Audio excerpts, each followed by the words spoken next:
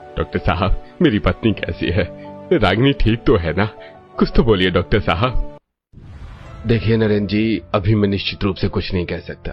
उन्हें major heart attack आया था। पर डॉक्टर साहब, माँ को तो पहले कभी ऐसी कोई तकलीफ नहीं थी, अचानक ये सब कैसे हो गया? देखिए, हार्ट अटैक कभी बताकर नहीं आता। अगले कुछ घंटे बहुत क्रिटिकल है। आप लोग बस दुआ कीजिए। डॉक्टर इतना कहकर चले जाते हैं। नरेंद्र वहीं बेंच पर गिर जाते हैं और फूट फूट कर रोने लगते हैं। आकाश और विकास भी अपने आंसू नहीं रोक पाते। अगर रागिनी को कुछ हो गया तो इस घर का क्या होगा? मैं अपने इन दोनों बच्चों को माँ के बिना कैसे संभालूंगा? पिताजी, ऐसी बातें मत कीजिए, भगवान से प्रार्थना कीजिए, वो सब ठीक कर देगा। छोटे, तू भी बोल भगवान जी से। तभी विकास हॉस्पिटल में रखी भगवान जी की मूर्ति के सामने जाकर हाथ जोड़कर प्रार्थना करते हुए कहता है, भगवान जी, मेरी मम्मी को जल्दी से ठीक कर दो, मैं कभी शरारत नहीं करूंगा। कुछ देर बाद नरेंद्र और आकाश खुद को संभालते हुए वहां आते हैं और नरेंद्र आकाश से कहता है, आकाश, तू विकास को लेकर घर चला जा। यहाँ रात भर रुकने का कोई फायदा नहीं है। मैं यहाँ अकेले रुक जाऊंगा। नहीं पिताजी, आप थक गए होंगे, मैं रुक जाता हूँ, आप छोटे को लेकर घर चले जाइए। नहीं बेटा, मेरी बात मान। विकास छोटा है, अस्पताल का माहौल उसके लिए ठीक नहीं है। तू उसे ले जा और सुला दे। ठीक है पिताजी, मैं सुबह जल्दी आ जाऊंगा। आप अपना ख्याल रखना और कुछ भी हो तो फोन करना। आकाश विकास का हाथ पकड़कर घर की तरफ निकल जाता है। घर पहुंचकर विकास सीधा अपने कमरे में चला जाता है। थोड़ी देर बाद आकाश का दोस्त नितिन उससे मिलने आता है और कहता है, मैंने सुना है कि तुम्हारी मम्मी की तबीयत बहुत खराब है, इसलिए दौड़ कर आया। कैसी है अब आंटी? हाँ यार नितिन, मम्मी अस्पताल में भर्ती हैं। डॉक्टर कह रहे हैं कि हालत बहुत सीरियस है। यार विकास, भगवान करे तेरी माँ जल्दी ठीक हो जाए। सच कहूँ तो माँ का होना बहुत जरूरी है। क्यों यार, तू ऐसा क्यों कह रहा है? क्या माँ के बिना घर नहीं चल सकता? भैया और पापा तो है ना? तुझे नहीं पता भाई, जब माँ नहीं रहती ना तो घर में भाभी आती हैं और वो बहुत जुल्म करती हैं। जब तक मेरी माँ जिंदा थी मेरी भाभी मुझसे बहुत प्यार करती थी, पर जब से माँ मरी है ना वो बदल गई है। क्या सच में भाभी इतनी बुरी होती हैं? हाँ, वो मुझे सिर्फ सूखी दाल रोटी देती हैं, खुद अच्छा अच्छा खाना खाती हैं और मुझे रूखा सूखा खिलाती हैं। जरा सी गलती होने पर चिल्लाती हैं और कभी कभी तो मार भी देती हैं। खेलने भी नहीं जाने देती। मुझे डरा मत यार, भगवान ने चाहा तो मेरी माँ जल्दी से ठीक हो जाएगी और मुझे कभी किसी भाभी की जरूरत नहीं पड़ेगी। मैं तो बस तुझे हकीकत बता रहा हूँ। अच्छा ठीक है, अब तू सो जा, मैं कल सुबह फिर आऊंगा। नितिन चला जाता है, लेकिन विकास की आंखों से नींद गायब हो जाती है। उसके मन में भावी शब्द एक डरावने सपने जैसा बैठ जाता है। अगली सुबह अस्पताल में रागिनी की डेथ हो चुकी है। नरेंद्र, आकाश और विकास उसके पास खड़े रो रहे हैं। रागिनी, अरे तुम हमें ऐसे बीच मझधार में छोड़कर कैसे जा सकती हो? अब मेरा क्या होगा? हमारे बच्चों का क्या होगा? मम्मी, मम्मी उठो ना मम्मी, देखो मैं आ गया हूँ। आपने कहा था ना कि हम साथ में मेला देखने जाएंगे। पिताजी, खुद को संभालिए। अगर आप ही ऐसे टूट जाएंगे तो छोटे को कौन संभालेगा? माँ अब कभी वापस नहीं आएगी। भगवान को यही मंजूर था बेटा। हमारी खुशियों को किसी की नजर लग गई, अब हम अकेले रह गए। रागिनी का अंतिम संस्कार हो जाता है। कुछ दिन बीत जाते हैं और अब अगले कुछ दिन सुबह का नजारा बदल चुका है। आकाश रसोई में खड़ा होकर रोटियां बना रहा है और विकास से कह रहा है, विकास जल्दी तैयार हो जा, तेरा टिफिन तैयार कर दिया है मैंने। थोड़ी देर बाद आकाश डाइनिंग टेबल पर नाश्ता लगा देता है। तब विकास उससे कहता है, भैया आज आपने नाश्ते में क्या बनाया है? बहुत भूख लगी है मुझे। अरे ये ले, तेरे लिए गर्मा गर्म रोटियां और सब्जी, खाकर बता कैसी बनी है। भैया ये रोटियां तो पूरी तरह से जल गई हैं, इनका स्वाद भी कड़वा लग रहा है। क्या करूं छोटे, माँ थी तो सब कुछ सलीके से होता था, मुझसे तो ठीक से आटा भी नहीं गूंथा जाता। कोई बात नहीं भैया, मैं यही खा लूंगा, आप परेशान मत होइए।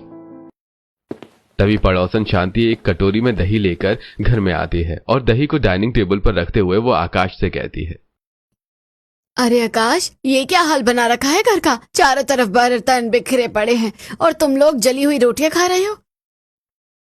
क्या करूं शांति चाची, अब घर में कोई औरत तो है नहीं, जैसा बन रहा है खा रहे हैं। बेटा, घर तो औरतों से ही संभलता है, मर्द कमाने के लिए होते हैं। तो अब शादी क्यों नहीं कर लेता? शादी? अगर भैया ने शादी की तो घर में भाभी आएंगी और वो मुझे नितिन की भाभी की तरह मारेंगी। शांति सही कह रही है आकाश, तेरी उम्र भी हो गई है और घर को एक बहू की बहुत जरूरत है। बहू आएगी तो आकाश को भी संभालेगी और विकास को भी माँ जैसा प्यार देगी। नहीं पिताजी, भैया आप शादी मत करना, मुझे कोई भाभी नहीं चाहिए, हम ऐसे ही ठीक हैं। क्यों छोटे, तू ऐसा क्यों कह रहा है? तुझे भी तो अच्छा खाना और साफ कपड़े मिलेंगे। नहीं भैया, भाभी अच्छी नहीं होती। नितिन ने बताया था कि उसकी भाभी उसे बहुत सताती है। बेटा, हर कोई एक जैसा नहीं होता। हम तेरे लिए बहुत अच्छी और संस्कारी भाभी लाएंगे, तू फिक्र मत कर। चलो, ये तय रहा कि मैं कल ही पंडित जी से बात करती हूँ और फोटो मंगवाती हूँ। अब मैं चलती हूँ। शांति चली जाती है। विकास का मन डर से भर जाता है। वो चुपचाप अपना स्कूल बैग उठाकर बाहर निकल जाता है।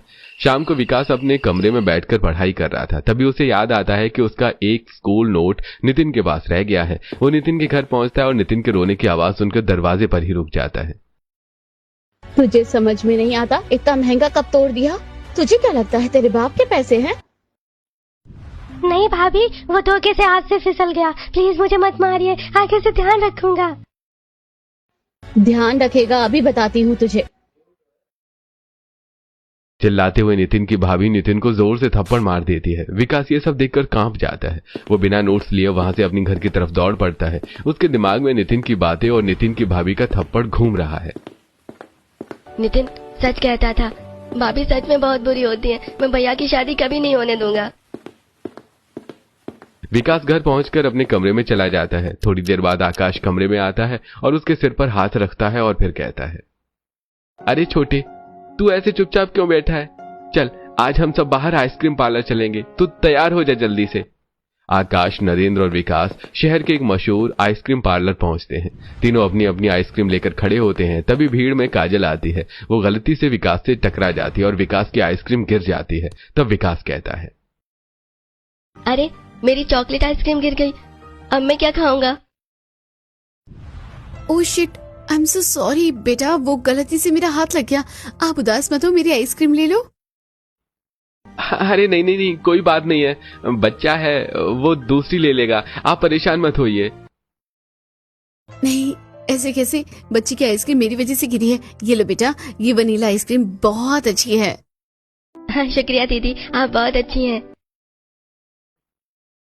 हाँ छोटे, दीदी वाकई बहुत अच्छी है, आपका बहुत बहुत शुक्रिया। कोई बात नहीं, बाय द वे मेरा नाम काजल है। ओके, अब मैं चलती हूँ, बाय। काजल वहां से मुस्कुराते हुए चली जाती है। आकाश उसे तब तक देखता रहता है जब तक वो आंखों से ओझल नहीं हो जाती। फिर नरेंद्र कहता है, अरे लड़की तो बहुत सुलझी हुई है और नेक दिल लग रही है। हाँ पिताजी, उसकी आंखों में एक अजीब सी सादगी थी। ऐसे कुछ दिन बीत जाते हैं। एक दिन नरेंद्र पंडित जी को घर बुलाता है और कहता है, पंडित जी, आकाश के लिए एक ऐसी लड़की बताइए जो हमारा घर और विकास दोनों को संभाल ले। वो लोग ये बातें कर ही रहे थे कि तभी विकास स्कूल से घर लौटता है तो देखता है कि हॉल में बैठक जमी है और पंडित जी कह रहे हैं, नरेंद्र जी, मैंने एक बहुत ही उत्तम रिश्ता ढूंढा है। लड़की पढ़ी लिखी है और बहुत सेवा भावी है। हाँ, बहुत अच्छा पंडित जी। बेटा विकास, इधर आ, देख तेरे लिए हम भाभी ढूंढ रहे हैं। पिताजी, मुझे भाभी नहीं चाहिए। ऐसा नहीं कहते बेटा, पंडित जी कह रहे हैं कि लड़की बहुत अच्छी है, तुझे माँ की कमी महसूस नहीं होने देगी। पिताजी मैं अभी आता हूँ, मुझे कुछ काम है। ऐसा कहकर विकास अपना बैग रखकर बाहर निकलता है और अपने फोन से नितिन को कॉल करता है और कहता है, नितिन, मैं पार्क में जा रहा हूँ, तू भी मुझसे मिलने आ जा, तुझे कुछ बात करनी है। हाँ, बस मैं अभी आता हूँ। ऐसा कहकर नितिन भी पार्क की तरफ निकल पड़ता है। दोनों दोस्त पार्क की बेंच पर बैठे बात कर रहे हैं। यार नितिन, मेरे घर तो पंडित जी बैठे हैं, वो लोग भैया की शादी की जिद पर अड़े हैं। पर तुझे मैंने मना किया था ना। देख, आज भी मेरी भाभी ने मुझे स्कूल से आते ही मारा। ये देख निशान। वो कह रही थी कि मैंने जूते गंदे क्यों किए। तू अपने भैया को मना कर, वरना तेरा भी यही हाल होगा। ठीक है, मैं अभी जाता हूँ और भैया को साफ साफ मना कर देता हूँ। ऐसा कहकर विकास तेजी से सड़क पार करने की कोशिश करता है। तभी एक तेज बाइक रफ्तार से उसे टक्कर मार देती है। विकास सड़क पर गिर जाता है और उसके पैर से खून निकलने लगता है। सड़क के बीचों बीच विकास दर्द से करहा रहा था। तभी काजल वहां आ जाती है और कहती है, बेटा तुम ठीक तो हो? दीदी, मेरे पैर में बहुत दर्द हो रहा है। घबराओ मत बेटा, मैं हूं ना। चलो पहले पास के क्लिनिक चलते हैं, वहां पट्टी करवाकर मैं तुम्हें घर छोड़ दूंगी। काजल अपनी स्कूटी पर विकास को बिठाती और डॉक्टर के पास ले जाती है। मरहम पट्टी कराने के बाद उसे उसके घर ले जाती है। घर पर पंडित जी, नरेंद्र और आकाश अभी भी चर्चा में व्यस्त थे। तभी काजल विकास को लेकर अंदर आती है। नरेंद्र उसे देखकर कहता है, अरे विकास, ये क्या हुआ तुझे बेटा? और बेटा आप तो वही है ना जो उस दिन हमें मिली थी? जी, इसे सड़क पर एक बाइक वाले ने टक्कर मार दी थी। मैंने देखा तो इसे डॉक्टर के पास ले गई। अब ये ठीक है, बस थोड़ी सी खरोच आई है। भैया, दीदी ने मेरी बहुत मदद की। काजल विकास को सोफे पर बिठा देती है और काजल को देखकर पंडित जी धीरे से नरेंद्र के कान में कहते हैं, नरेंद्र जी, लड़की ये देखिए कितनी सुलझी हुई है। इतनी देर से हम लड़की की तलाश कर रहे हैं और लड़की तो खुद घर आ गई। पंडित जी की बात सुनकर नरेंद्र काजल से कहता है, बेटा काजल, तुम्हारा बहुत बहुत शुक्रिया। तुम ना होती तो आज अनर्थ हो जाता। अरे नहीं अंकल, इसमें शुक्रिया की क्या बात है, ये तो मेरा फर्ज था। बेटा काजल, हम बार बार मिल रहे हैं। मुझे लगता है ये महज इत्तेफाक नहीं है। क्या मैं तुम्हारा फोन नंबर ले सकता हूँ? जी अंकल, जरूर। ऐसा कहकर काजल अपना नंबर दे देती है और वहां से चली जाती है। अगले दिन नरेंद्र काजल के नंबर पर कॉल करता है और कहता है, कैसी हो काजल बेटा? अच्छी हूँ अंकल, आप बताइए विकास कैसे हैं? हाँ बेटा, वो अब ठीक है। वैसे तुम्हारी मम्मी से बात करवा दो। ठीक है अंकल। ऐसा कहकर काजल अपनी माँ को फोन देती है। तब नरेंद्र कहता है, बहन जी, आपकी बेटी हमें बहुत पसंद आई है। हम आज ही आपके घर काजल का रिश्ता लेकर आना चाहते हैं। हाँ हाँ भाई साहब, आप जरूर आइए। अगले ही दिन नरेंद्र और आकाश काजल के घर पहुंचते हैं। काजल की माँ उनका स्वागत करती है। आइए आइए नरेंद्र जी। घर में दोनों की शादी की बात चलती है। काजल और आकाश भी हाँ कर देते हैं। शादी की तारीख तय हो जाती है। कुछ हफ्तों के बाद धूमधाम से शादी होती है। काजल दुल्हन बनकर घर आती है। अगली सुबह विकास अपने कमरे में स्कूल के लिए तैयार होते हुए मन ही मन सोचता है, अब तो भाभी आ गई हैं, पक्का वो मुझे डांटेंगी और खाना भी नहीं देंगी, जैसा नितिन की भाभी करती हैं। विकास ऐसा सोच ही रहा था कि तभी काजल उसके कमरे में आती है और कहती है, गुड मॉर्निंग विकास। अरे तुम इतनी जल्दी तैयार हो गए? मैंने तुम्हारे लिए वेज बर्गर बनाया है। आकाश ने बताया था तुम्हें बहुत पसंद है।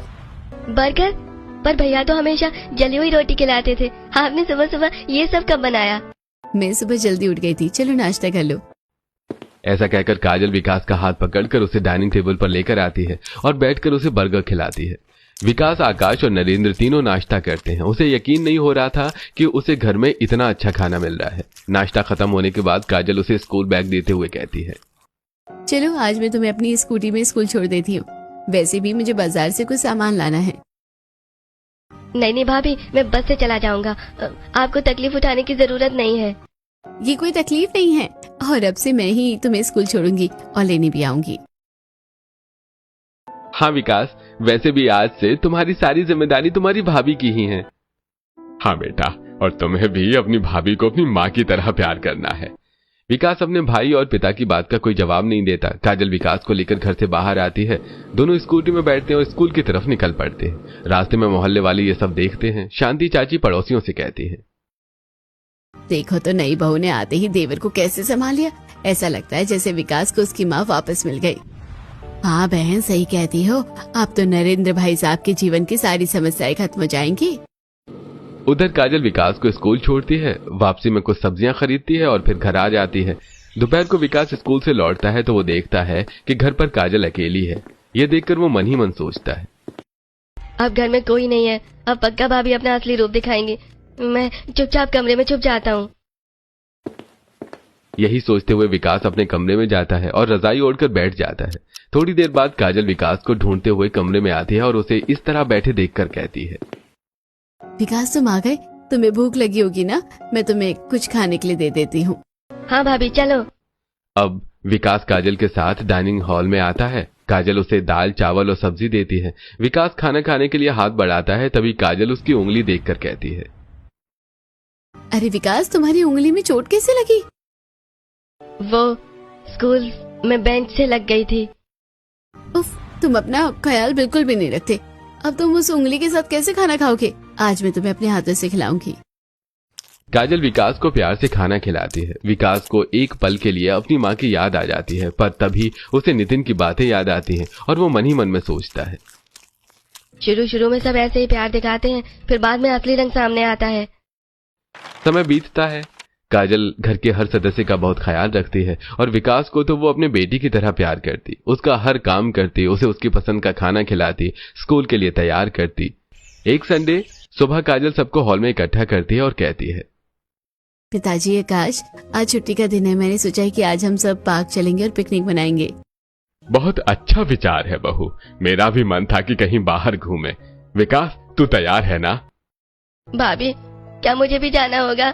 मेरा मन नहीं है, मैं घर पर रहकर गेम खेलना चाहता हूँ। नहीं, गेम बाद में, आज हम सब साथ में रहेंगे। चलो मैं तुम्हें अपनी पसंद से कपड़े निकाल कर देती हूँ। ऐसा कहकर काजल विकास को लेकर कमरे में जाती है और कबर्ड से नीली कलर की शर्ट निकालकर उसे पहनाती है। फिर सभी मिलकर पार्क जाते हैं। पार्क पहुंचकर काजल सबको चटाई पर बिठाती है और विकास को झूले की तरफ ले जाती है और कहती है, देख क्या रहे हो विकास, चलो झूले पर बैठो, मैं तुम्हें झुलाऊंगी। भाभी, मैं नहीं झूलूंगा, मुझे डर लगता है कि कहीं मैं गिर ना जाऊं। अरे इसमें डरने की क्या बात है, मैं तुम्हारे साथ हूँ ना, कुछ नहीं होगा, चलो बैठो। भाभी सच बताओ, आप मुझे झूले से धक्का तो नहीं दोगी ना? ये कैसी बातें कर रहे हो बेटा, मैं तुम्हें धक्का क्यों दूंगी? मैं तो तुम्हें मजबूती से पकड़ कर रखूंगी। आओ बैठो। ऐसा कहकर काजल विकास को झूले पर बिठा देती है और फिर झूला झुलाती है। विकास पहले डरता है, फिर खिलखिलाकर हंसने लगता है। दूर बैठे आकाश और नरेंद्र ये देखकर बहुत खुश होते हैं और बातें करते हैं। पिताजी, काजल ने विकास के चेहरे पर मुस्कान वापस ला दी है। हाँ, सच कह रहा है बेटा, हम बहुत खुश नसीब हैं कि हमें ऐसी बहू मिली। इसने घर को फिर से स्वर्ग बना दिया है। काजल विकास के साथ पार्क में बहुत मस्ती करती है। शाम को वो लोग घर वापस आ जाते हैं।